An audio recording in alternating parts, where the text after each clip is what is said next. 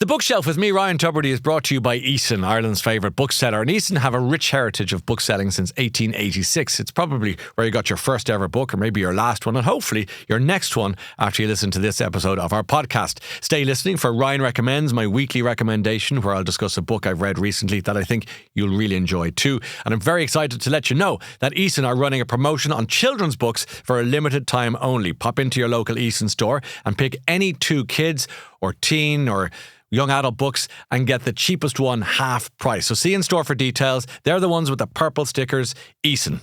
Be inspired.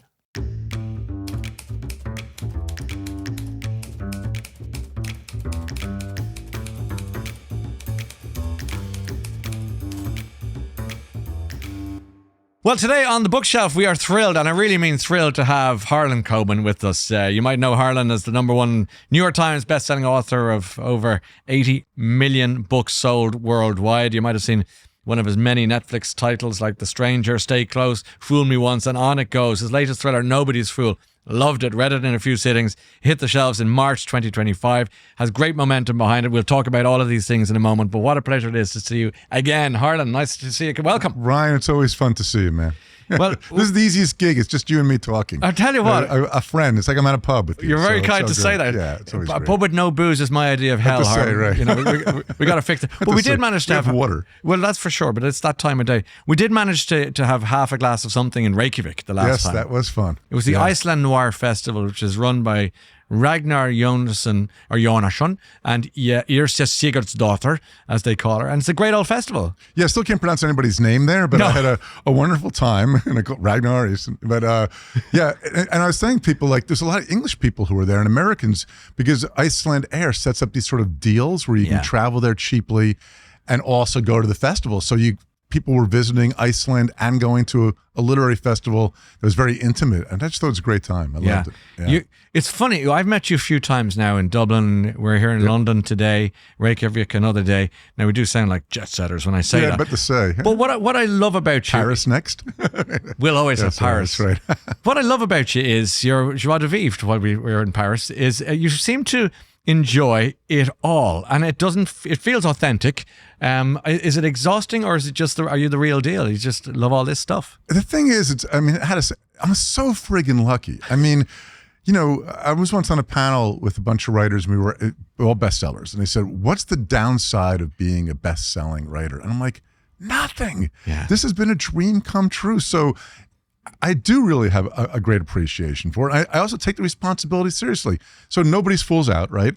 And you're going to go into a bookstore, and there's thousands of books in that store, and you're going to choose mine, and you're going to spend the money, and you're going to spend the time reading Nobody's Fool. Wow, that's a big responsibility to me. I want you to love it. If you don't love it, if you don't stay up all night reading it, I haven't done my job, and I feel bad. So that is still how I live my life every day. You want people to stay up all night going, I cannot turn the light off. I need to turn this page, which is a skill in itself to try and keep us hanging on the edge of our seat, which you do. Yeah, I'll be honest, that arouses me.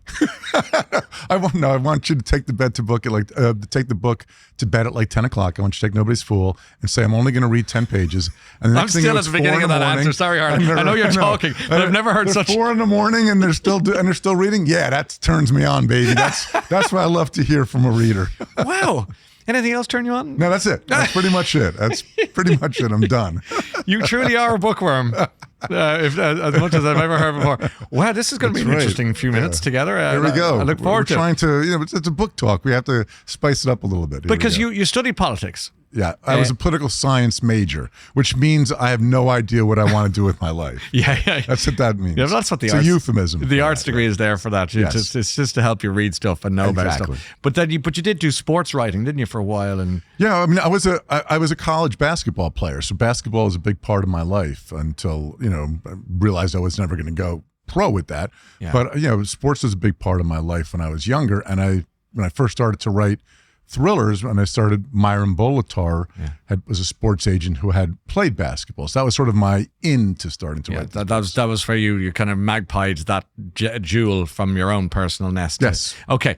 And that you're in. But what I want to do is go back go back to young you, and I love heading back to you at 8 or 9. Yeah. You know, this is what I would describe as the Muppet Show era, where, you know, it's on the TV and you're just enjoying those things that bring you great joy. What was making you happy as a kid for entertainment? Wow, that's a good question. In terms of reading, I was early on like Roald Dahl and C.S. Lewis, like Charlie and the Chocolate Factory and the Narnia series. Yeah. That was magical. Yeah, that was you know, that kind of a thing. But I loved all forms of entertainment. I mean, I always hate when we ask writers like about influences. They always go like Proust. Yeah. And like they want to start on smart. Like I grew up with TV also. There's the old Batman TV show. Yeah. Which is hilarious. It's Adam West with Adam West bam. and Burt Ward. And it's still hilarious to watch. But when I was a kid, I thought it was serious, you know. And Julie Newmar's Catwoman was like the first hot woman that you saw when you were 6 years old or whatever. So those sort of shows were, you know, I grew up with all of that sort of stuff. It was TV was just starting to really take form. We had a color TV put in our house when I was maybe 5 or 6 years old. And it was such a big deal. Yeah. I know to these people who are listening right now, I sound like I'm talking about like the start of electricity here. Not quite that old, but yeah, all those things were really important. But books were worshipped in my house. So were they? My parents always had a stack of books next to their bed that was always tumbling over, always knocking over. And on Sundays, we would go to New York City. I lived in New Jersey. Drive to New York City through the Lincoln Tunnel, and we would go to a book sales annex, and they would give you a brown paper bag that you could fill for $5 of all the books that were there. And my family and I would spend the entire day browsing books. And then my father would pack that bag like it was a game of Tetris, you know, maximizing space. We get as many books as we could for $5. And so we could always get books in our house. You could always read. There was never time you couldn't.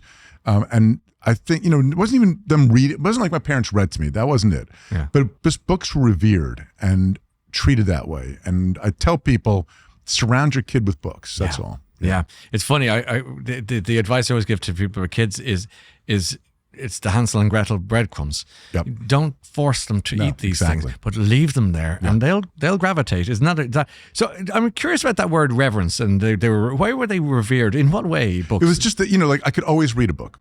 I could always buy a book. Even whatever money issues the family had, if I wanted a book, I got it. Or we went to the library all the time, or we went to bookstores all the time. Yeah. And again, my parents were not sloppy people, but if you went to the side of their bed, next to the bed over, you know, the night table was overflowing, they would be every sort of book. And also, I was allowed to read everything.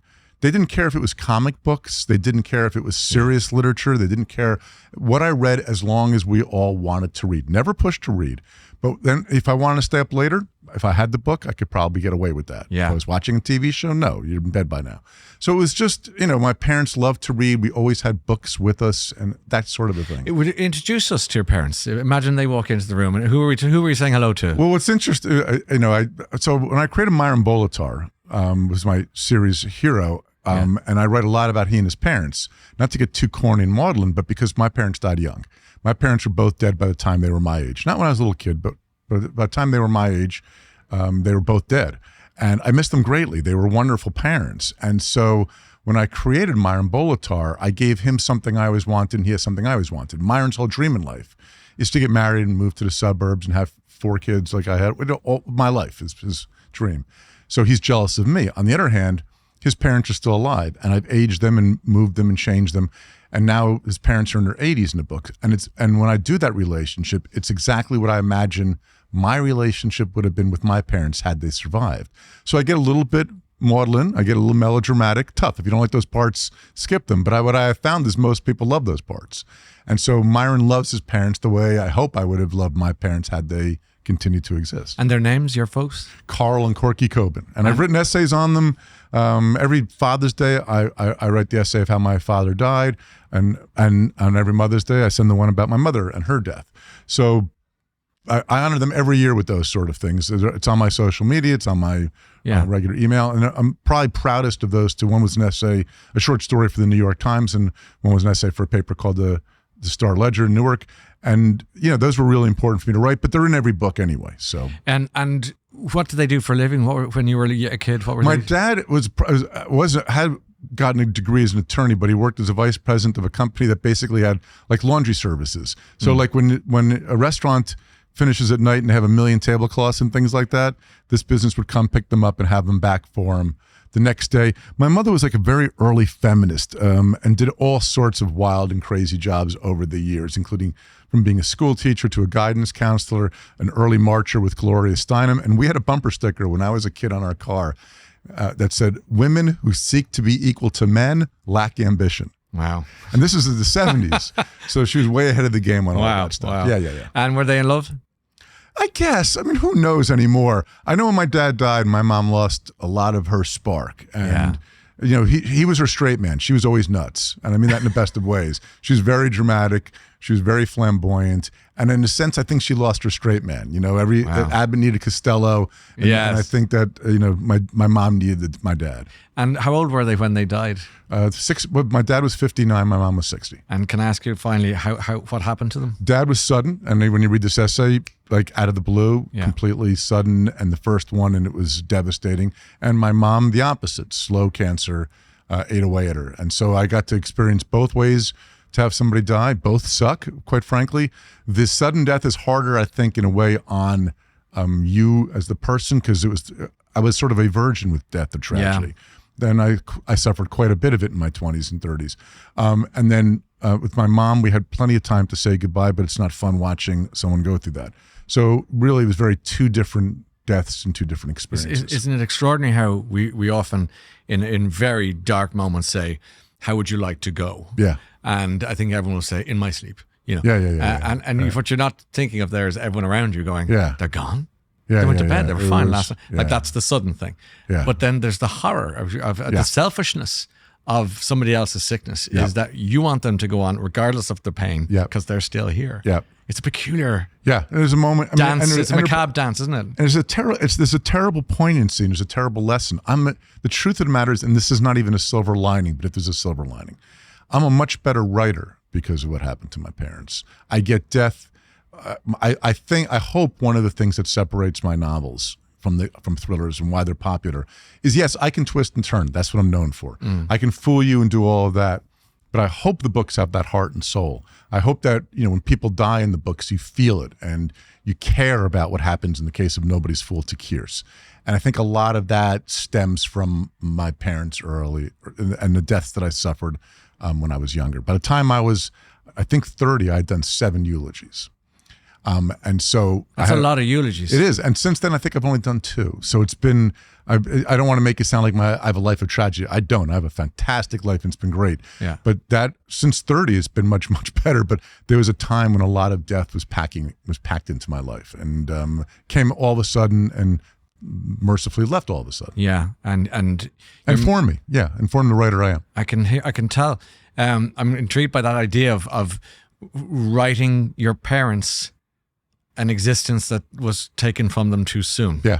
They had what Robert Dallek described Kennedy as an unfinished life. Yeah. But you're finishing their lives. I guess in a sense, I mean, I'm not foolish enough to think that it matters to anybody but me in that way, but the opening of the last Myron Bolitar book, Think Twice, the parents are now in their 80s, and the mom and the dad call them on the phone and tell them that they're now experimenting with edible cannabis and that it's making the dad a little hornier even at the age of 80. And I'm just thinking, yeah, that's just like a normal kind of a moment that's how the book actually opens, with that kind of humor I wanted to go for also. Yeah. And they've been great comic relief. And I think that the relationship that Myron has with his parents, I think is part of the joy of reading. When I was writing a detective series, I had never seen it done before. Yeah. Usually the parent was abusive or absent. And I said, well, a lot of us had loving parents. Wouldn't it be cool if I could give my series hero, Myron Bolitar, I can give him true loving parents. And actually in the first 2 books, he still lives in the basement with them because I did as an adult when I was like 24, 25 also. So I thought that would be an interesting dynamic that I had not seen done in crime fiction. Let's go back in time to your first book today in our podcast is the book from your childhood. Yeah. And if it's the same one that I think it might be, it's really interesting because it features in your new book. What are you going to go for? Yes, I'm going for the picture book, Are You My Mother by P.D. Eastman. And I know all of you out there read it. But here's the funny thing you don't really think about. So it's a book for like 3 or 4-year-olds, right? I mean, it's a little kid book. Tell us all about it first, because people will recognize it when you start talking about it. Well, so Are You My Mother? So it's terrifying. A mother bird leaves the nest, and the baby wakes up and falls out of the nest and has no idea where its mother is, and asks a scary ass dog, and then asks a cat and and all these scary things. And at the end, a giant steam shovel picks it up. I'm like, that's a horrifying book. Yeah. You're a little kid, and the bird has it's completely on its own. It's just born. It's a newborn baby, and it's no idea what happened to its mother, and starts asking a big dog or a cat that could eat it. And so it's sort of scary. It's our first mixed with horror and mystery, and we're only 2 or 3 years old enjoying a picture book. And so that's why I'm picking Are You My Mother, because it's our first thriller and we don't realize it because we're little kids. That's good. Never saw it as a thriller. Right. But then you talk about a bird saying to a cat, this is not going to end well. Yeah. Excuse me. Yes. Are you my mother? Yeah, and you're reading it going, not the cat. Yeah, it's a cat and a dog, and then there's this giant steam shovel that picks up the thing. It's terrifying. It's a terrifying story when you think about it. And so that's why I was picking it as your first read book. So that's where you go. I think if we were to go back and read all the children's books from our childhood, they are, and even our parents were reading, even Grimm fairy tales or Aesop's fables or whatever. A chicken lick and the sky's falling in. I still use that as an expression. We still do. They are very dark. Well, think about Hansel and Gretel. That thing. Let's cut out a heart of an animal and say it's the kid's heart because that'll please her. I mean, that's psycho. It's really psycho stuff, and we all grew up with that as sort of normal. But I just thought this is sort of a book. We had those Dr. Seuss books and all of that, but I was always drawn to P.D. Eastman because he told story. I forget the name of the one where the fish just keeps growing. It's goldfish. He overfeeds the goldfish, and it just keeps growing. And there's that image where he draws it in a swimming pool. It's bigger than the swimming pool, and that's always such fun. Anyway, it stayed with you. So you were reading obviously as a kid, and you kept going. You mentioned Roald Dahl, C.S. Lewis. We're into Narnia, as you say, Charlie and the Chocolate Factory. Beautiful, magical books and storytelling. I was never like people who think it's Hardy Boys or those kind of books. I was never into those kind of formulaic mysteries, but I loved also Madeline L'Engel, the Wrinkle in Time series, which, by the way, is a disappearing father, which is disappearing people, which is what I've always loved to do. So I think those books always had somebody who is gone and missing, and then they find them, which is what I still do each book if I can. Where is that coming from? I think maybe it's a part of it, to not to be too psychoanalytical, maybe is wanting my parents still alive. I mean, that was one of the ideas I came to, one of my books ideas I came to, came from actually a desire to have my parents still alive. But I just think if somebody's dead and murdered, Agatha Christie did that brilliantly, of course, they're dead. That's it. I mean, they're not coming back. There's no redemption. You may have justice. You may solve a crime. But if somebody's missing, there's a chance you could be made whole. So when I write about somebody missing, there's hope. And hope is it's just wonderful to write about because hope can make your heart soar like it has wings, or it could crush your heart like it's an eggshell. Sometimes hope can be the cruelest thing. Yes. So when you don't know where the person is, I could actually have full redemption. I could find that person and bring them home.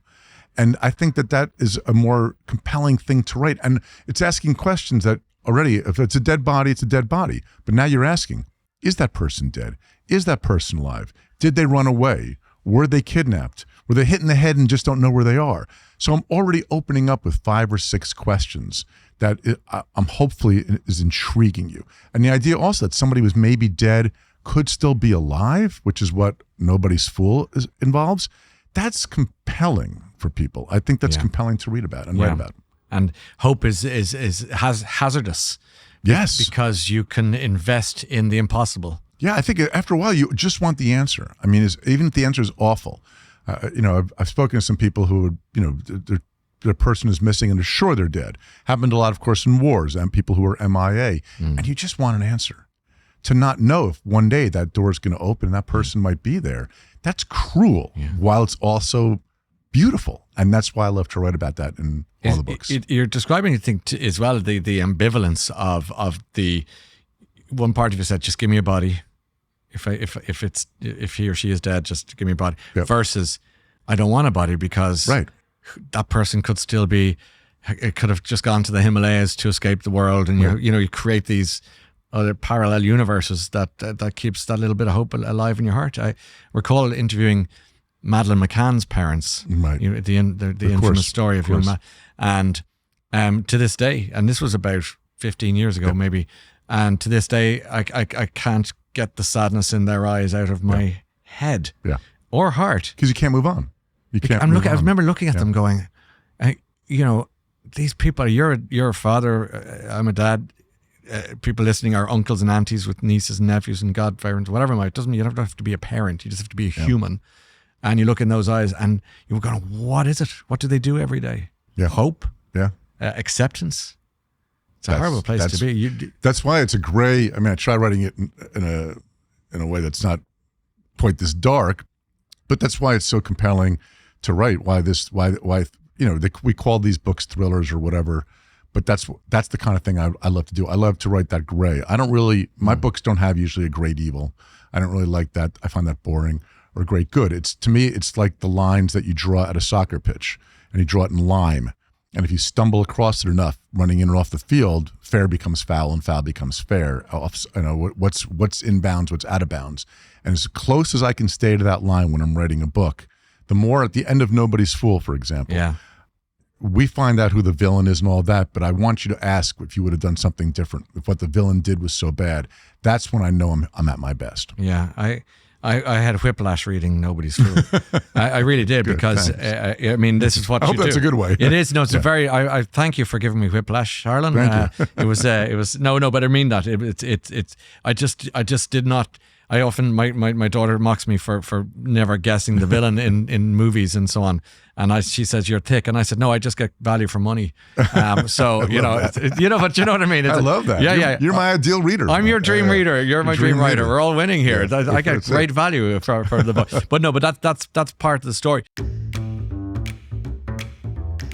So here's this week's Ryan Recommends, brought to you by Eason, Ireland's favourite bookseller. I'm going to shop local this week and go with Andrea Carter. She has written a book called There Came a Tapping. Now, if you like thrillers, if you like mysteries, if you like ghost stories, you're going to enjoy this. There's shades of Daphne du Maurier here, there's shades of Alfred Hitchcock here, and there's shades, if you will, of Agatha Christie. So they're all big names in this particular book. It's set in Ireland, which is great. There's bits of Inishbofin in there, which is close to my heart, in and around Clifton, and then it goes to the Midlands as well. And here is our central character whose husband has gone missing. Now, you think, fair enough, then she moves into a house in the middle of nowhere. It's creepy. There's ravens, there are sounds being made, and there's people in the village who may or may not know more than they let on. I found this a real page turner, chilling when necessary. I was dying to get to the end for all the right reasons. That's the recommendation for this week. I hope you enjoy it. And now let's get back to the chat. Did you then graduate, I should say, after Narnia and Wonka Land? What were you starting to move into then as a teenager, and the more serious stuff started hitting your shelves? Well, I think this is also answer to one of the questions that we're going to be. Okay, well, why don't you? Do you want to? Is it Change My Life, or this is the change? This is the Change Your Life one. Yeah. So I mentioned earlier that my father had a stack of books next to his bed. Yes, yeah. And he had a paperback copy. What ended up, probably most people know it more as the movie, but the book Marathon Man by the great William Goldman. Read and watched. So we're in William Goldman terra is firma here. One of the greatest writers in both movies and books. He was just a ridiculously talented guy. He wrote Princess Bride. He wrote the movie All the President's Men. He did Misery. He wrote the screenplay for Misery. He wrote Magic. He wrote Marathon Man. He wrote the book Princess Bride. So he was an incredible Sorry, I'm going to cut it. Did he do Magic, the Anthony Hopkins, with the ventriloquist puppet starts driving him mad? That was also William Goldman. I didn't know that. So when I read William Goldman's so my dad gave it to me to read, and he goes, I think you'll like it. I was maybe 15 or 16. What an age. And you know when you read this book, this was one of my first adult experiences with, you could put a gun to my head and I wouldn't put this book down. I cannot, and even though I didn't know at the time I wanted to be a writer, I remember thinking, what a great life William Goldman must have that he can make people feel this way. Tell us all about the book for those who haven't seen or read, because it's basically a story about a Nazi who might be back in New York. Just see the movie. Dustin Hoffman and Laurence Olivier were in it. The book is fantastic, and there's a famous dentist torture scene. Is it safe? Is it safe? The famous line, safe? Is it safe? I don't want to talk about it. Is it safe? That's right. I don't really want to talk about it. Is it safe? There you go. It's a heck Sorry, of a I had scene. to go through that whole thing to get off my system. And they cut a lot of it out, I guess, when they made the movie, because it was, and the book, it's just an incredible scene. And so I always mention that as the book that I think more than any other made me want to be a writer. And a number of years after that, I started writing. I got to mate and befriend, he's now passed away, William Goldman. We became friends. And he would always ask me, like, what did you like about that book? I just thought it was fair. He was very modest about his own. Right. And I would always look to him for advice both on writing and on Hollywood, because he also wrote these great books about how terrible Hollywood is. One of the greatest manuals, I would imagine, Yes. where he described, it was quoted to me by Gay Byrne, who used to present the Late Late Yes. Show many years ago, which was, nobody knows anything. Nobody knows anything. What a great quote. Yes. I mean, he would, so he wrote essays on all of the movies that he worked on, which were a ton. And the name of the book is Adventures in the Screen Trade by William Goldman. He wrote must two of read. them. A must read. I actually like the second one better. More Adventures in the Screen Trade. So I highly and they're short. They're they're like essays on, completely honest about how awful the Hollywood experience can be. And all the egos involved. Very funny.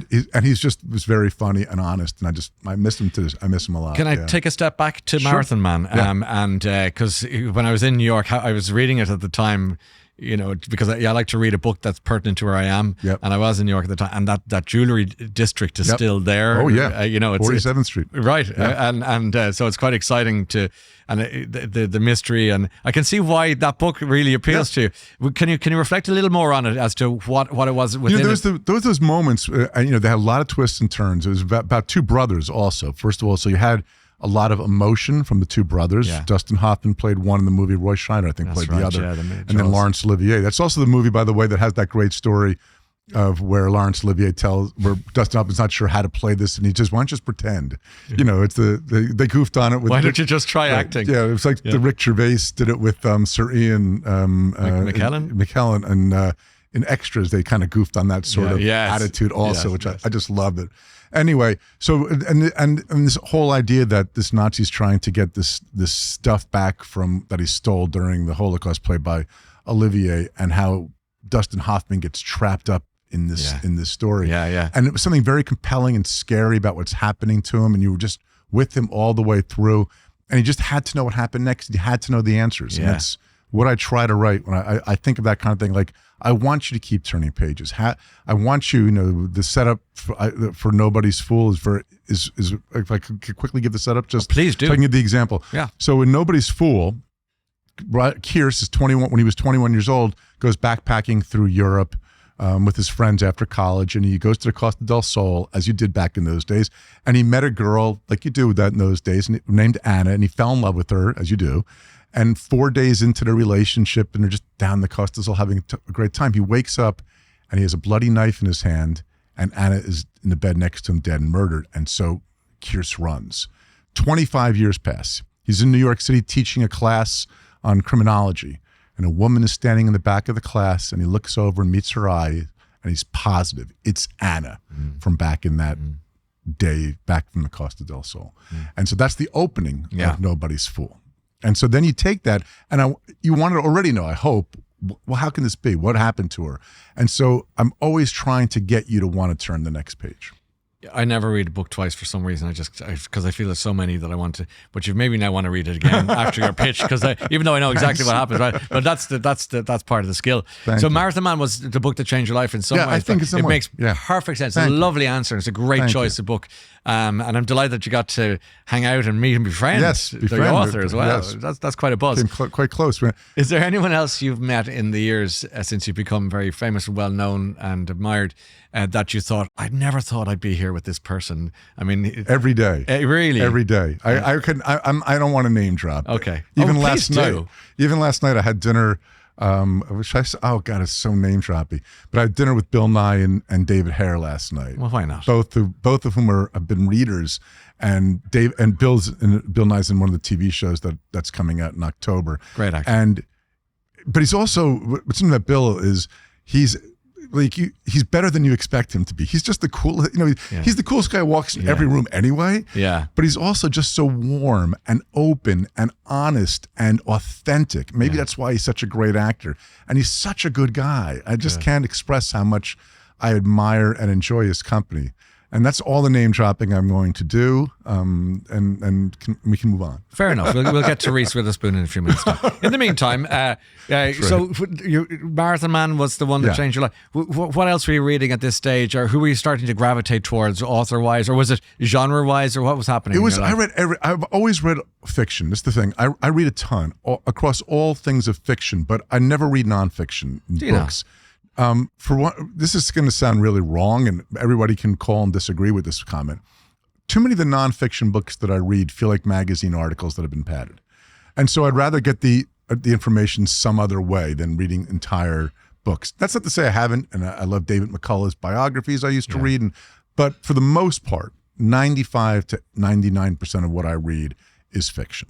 And so I've always been a fan of story. I also love movies and TV. That's the other thing. I hate when people, as I said, pretend that they never read, all the writers that are my age and younger, we were all influenced by TV. To deny it is stupid. I mean, we were influenced by TV and movies and our storytelling, and to pretend otherwise. Oh yeah, when I was only reading Proust. No, come on, no one's buying that.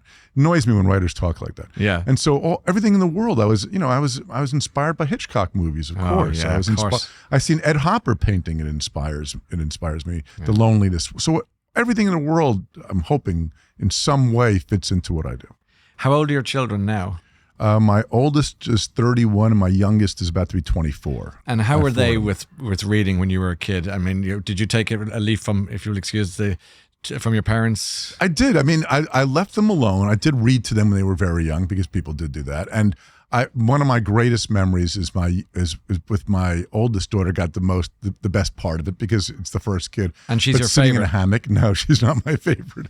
All four are equal, but she writes. She's the writer. That makes her your favorite. Go on, yeah. She writes. She writes on most of the TV shows that I've done. Yes. She's writing, and she has her own TV show called Dead Hot, which is on Amazon Prime here in the UK.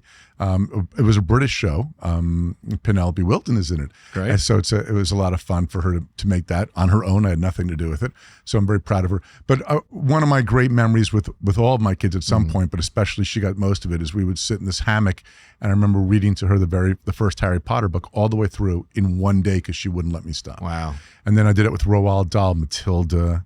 I love those books, because my kids love the little dark streak maybe that Roald Dahl brought to the books. But I wasn't that father who would read to them at night before they fell asleep. But if it was a day and we were just out and they would want to sit there, and they were always more for books I didn't care. So I remember we read the entire first Harry Potter book sitting in a hammock in one day.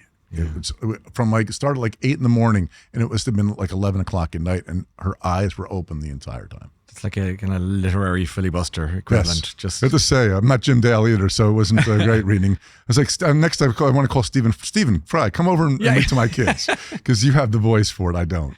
But what a lovely memory, though, on the hammock reading to your kids. Yeah. And are they all readers now? Or they're all readers. Yeah.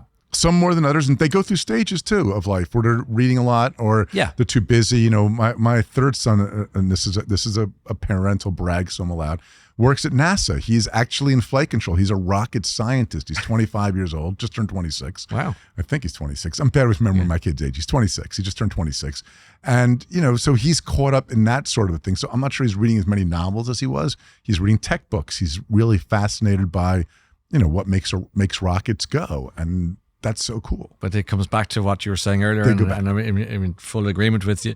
Doesn't matter what they're reading. Once they're reading, it could be the back of a cereal packet. Just keep the words going in. It's essential to you. It's for your mind. Let's bring the book that brought you joy into the world here as your third book from your shelf today. Well, you know what I want to do, because part of what I love to do as a writer is to talk about other writers, especially ones that are more current. So I was going to pick something from my past. Yeah. But instead, I'm going to pick Curtis Sittenfeld, who's a well-known. Oh yes, yeah. Curtis Sittenfeld's book Show Don't Tell, which is a short story collection. I love her short stories. I love her novels too.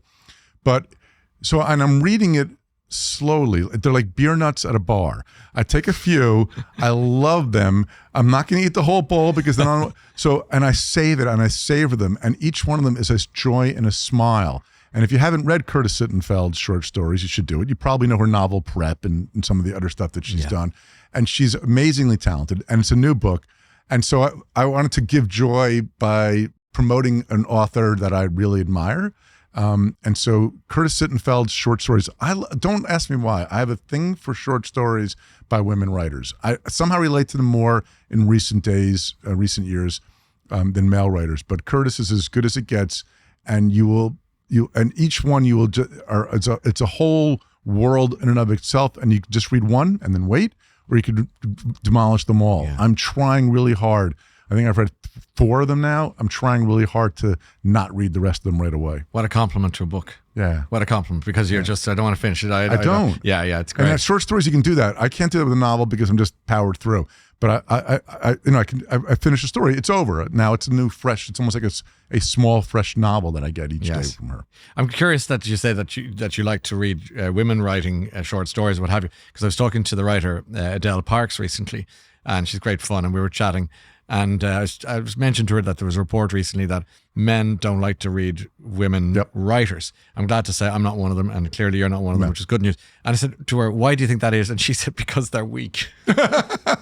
No, men are stupid. Let's face it, we're dumber. I mean, we are dumber. And always, it does, and every once in a while, I will have a woman author, a woman reader who will say to me, I don't read men. But you never hear men actually say that, but they don't. It's very, very true. Yeah. That, and I think that's like, Harry Potter is a great example of that, where J.K. Rowling had to use the name J.K. Rowling, or indeed Robert Galbraith. Exactly. Yeah. But I think in that case that young boys maybe wouldn't have read. And they did read Hunger Games, and it's getting better, and there's moments, and they did read Stephanie Meyers' stuff. But there's definitely, I think it's much harder to get men to read women than to get women to read men, and that really shouldn't be. And that's not, I'm not saying to be politically correct. Read whatever you like. I don't really care.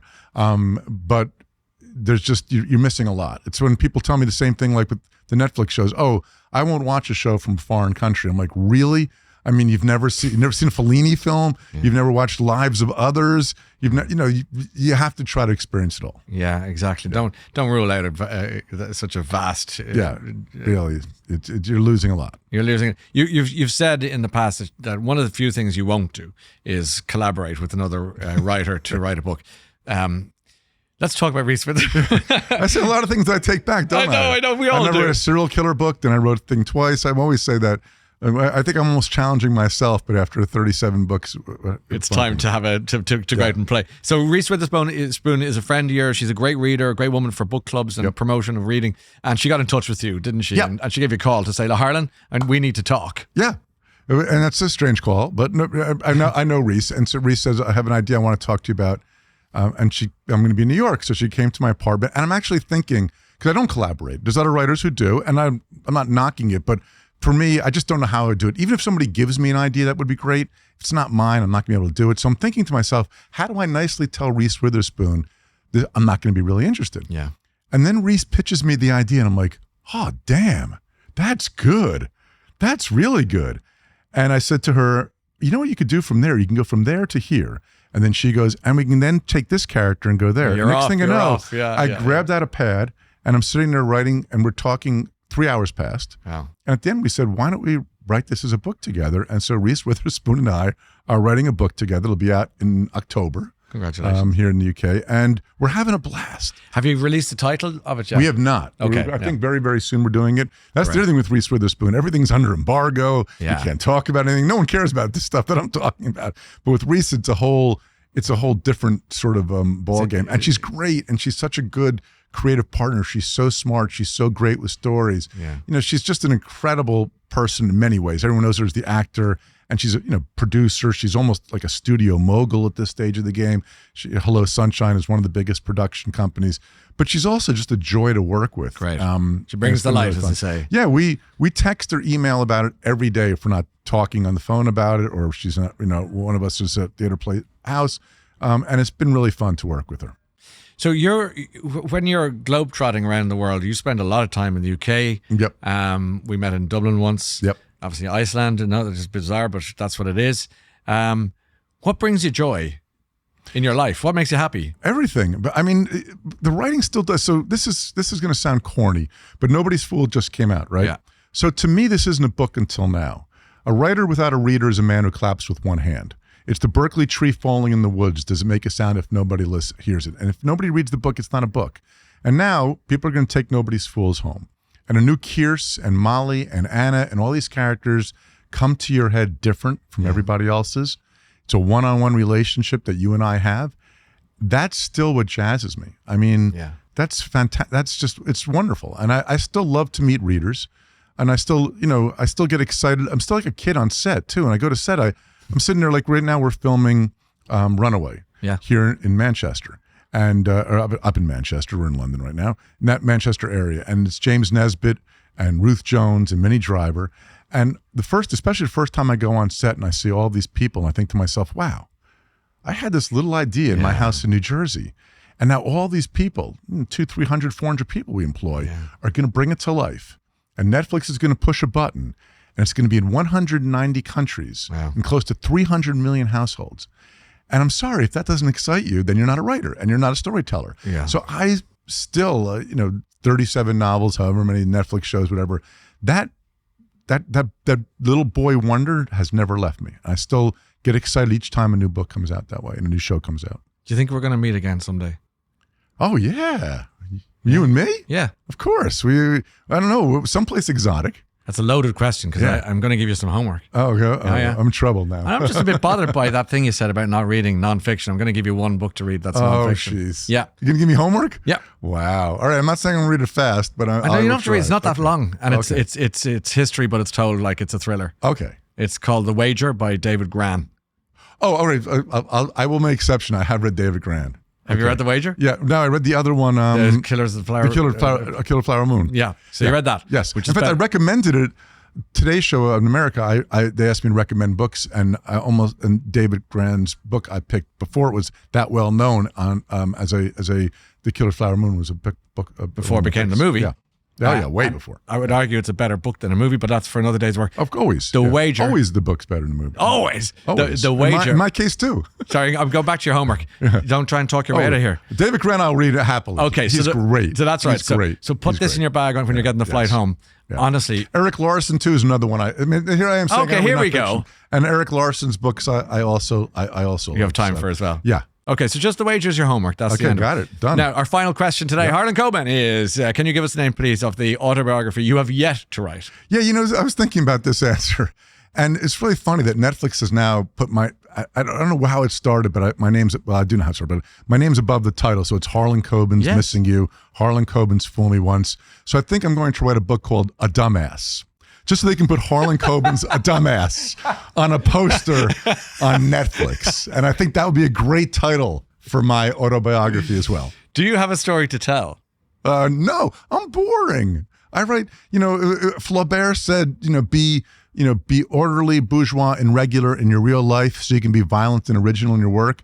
And that's me. I'm a boring guy. I'm a father of 4. I live in a, American suburbia. Now I also live in New York City a little bit. I don't really do much. I save it all for the books.